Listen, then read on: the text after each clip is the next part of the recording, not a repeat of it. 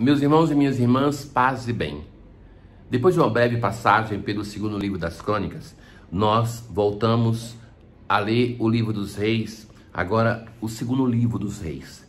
E vamos acompanhando essa história de sofrimento do povo de Israel. Aqui também a interpretação pelo fato acontecido da deportação, da perda de vidas, do sofrimento, é atribuída à infidelidade do povo de Israel. Na verdade, é uma necessidade do autor sacro do Antigo Testamento de buscar ler a história e dizer assim: isso aconteceu por causa da infidelidade do povo, não foi Deus que falhou. Veja bem, quando nós lemos a palavra de Deus, e isso é aquilo que se pretende com a Lectio Divina, não basta fazer um curso, não basta escutar que alguém nos fale da palavra de Deus, mas esta palavra de Deus, para ser palavra de Deus que traz salvação, ela deve incidir sobre a minha vida. O leitor deve fazer parte da história da salvação. Não é como outro livro que a gente lê, conhece história, isso não basta. Mas a palavra de Deus deve ser para mim uma atualização da minha história de salvação. O lugar por excelência onde se faz isso é na liturgia, mas existe uma outra prática salutar que a igreja tem recomendado constantemente, sobretudo nos últimos papas, a insistência sobre a Lectio Divina. Se nós pegarmos, por exemplo, o magistério de João Paulo II, de Bento XVI, de Papa Francisco, todos têm insistido muito nisso, que é um modo de ler a palavra de Deus aonde eu busco identificar a minha vida nessa palavra e busco então ler a minha história a partir de uma história de salvação. O que acontece então na leitura de ontem, como a de hoje também, é que o autor sacro descreve a história de sofrimento do seu povo e então busca dizer o porquê que isso aconteceu. E ele vai dizer: aconteceu esse sofrimento porque o povo de Israel foi infiel.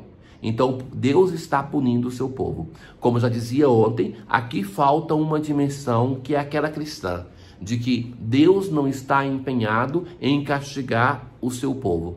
Mas tem outra coisa que nós não podemos renunciar, que cada vez que o sofrimento ou a alegria, qualquer situação na nossa vida, qualquer coisa que acontece, nós não podemos chegar à solução banal, não cristã, de dizer isso é um castigo de Deus. Mas eu devo me colocar a pergunta fundamental: a que conversão eu sou chamado?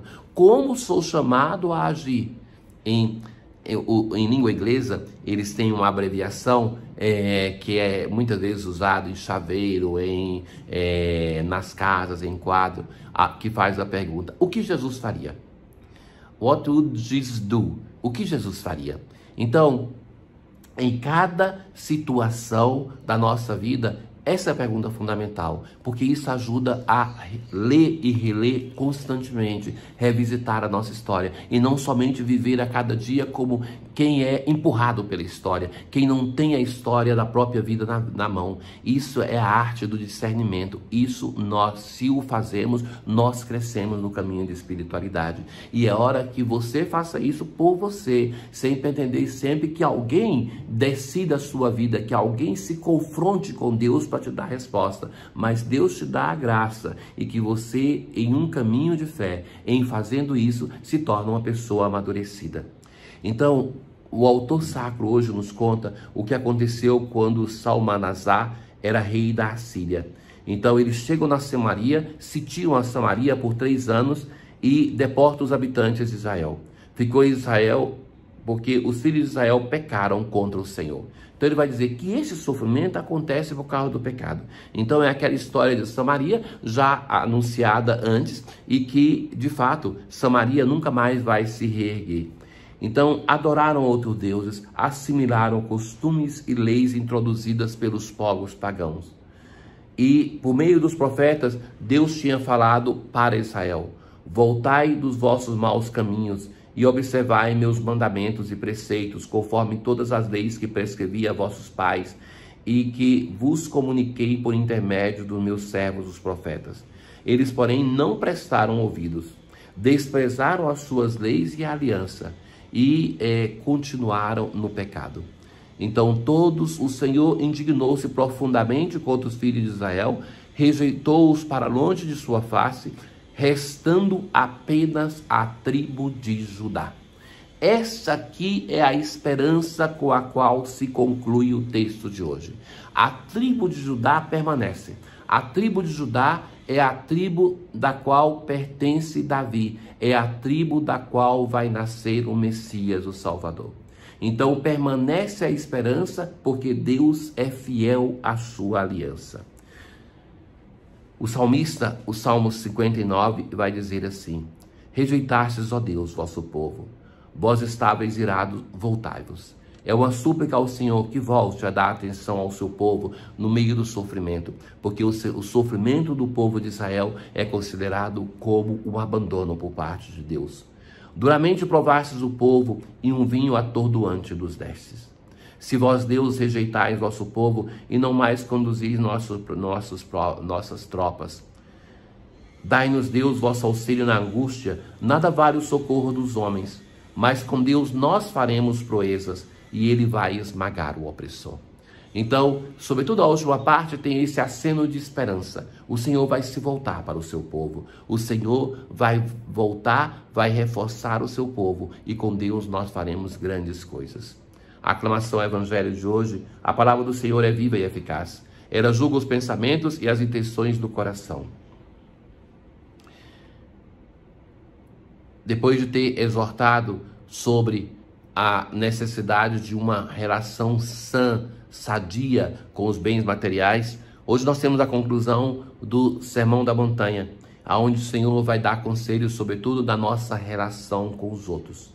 Não julgueis e não sereis julgados, pois vós sereis julgados com o mesmo julgamento, com a mesma medida com que julgardes.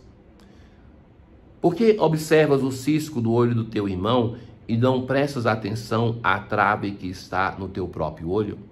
Então, o Senhor nos pede aqui, não de nós não termos capacidade crítica, mas é uma coisa ainda mais desafiante. Temos a capacidade crítica, mas de agirmos com misericórdia. Não pede que sejamos ingênuos e ignorantes, mas que não usemos a nossa capacidade crítica para destruir o irmão, para não apreciarmos os dons que o irmão tem. E vai nos advertir de um perigo que ronda sempre a nossa vida, que é aquele de sermos o crítico que vê o defeito do outro, e Jesus vai dizer muito menor do que o nosso, porque no olho do irmão é um cisco, mas no nosso olho é uma trave. Então, continua. Como você com uma trave no olho vai dizer, deixa-me tirar o cisco do teu olho? Hipócrita, tira primeiro a trave do teu próprio olho, e então enxergarás bem para tirar o cisco do olho do teu irmão. Caríssimos, sejamos honestos. Nós muitas vezes fazemos um caminho de fé, escutamos a palavra de Deus com a intenção de converter os outros. E, na verdade, a palavra de Deus que nós escutamos, ela primeiramente deve ser instrumento para a minha conversão. Deve transformar o meu coração de pedra em um coração de carne. Se nós nos empenharmos nisso, se nós de fato começarmos a considerar a nossa vida, a olhar o nosso proceder, vamos nos aperceber que temos tanta coisa para mudar, para trabalhar em nós, e que isso cada um somente pode fazer para si, no sentido que quem pode me ajudar mais no meu caminho de conversão, a colaborar com a graça de Deus, sou eu mesmo para mim. Sou eu que conheço aquilo que as pessoas muitas vezes não veem, que está escondido no fundo do meu coração. Quem pode fazer isso sou eu. Ora, caríssimos, se nós nos empenharmos com isso, nós vamos ver que não vai sobrar tanto tempo para nos preocuparmos com a vida dos outros. Tantas vezes as pessoas, mesmo aquelas de igreja, grande parte do seu tempo, da sua vida, é escutar a palavra de Deus para que o outro mude, para que a pessoa da minha família, para que o meu cônjuge mude, meu filho, meus pais, meu colega, as pessoas que se transformem. A preocupação do caminho de conversão deve ser outra, para que o Evangelho de Deus seja escutado na minha vida e seja instrumento da minha transformação, da minha conversão. Tenham todos um bom dia. O Senhor esteja convosco, Ele está no meio de nós. Abençoe-vos Deus Todo-Poderoso, o Pai, o Filho e o Espírito Santo. Paz.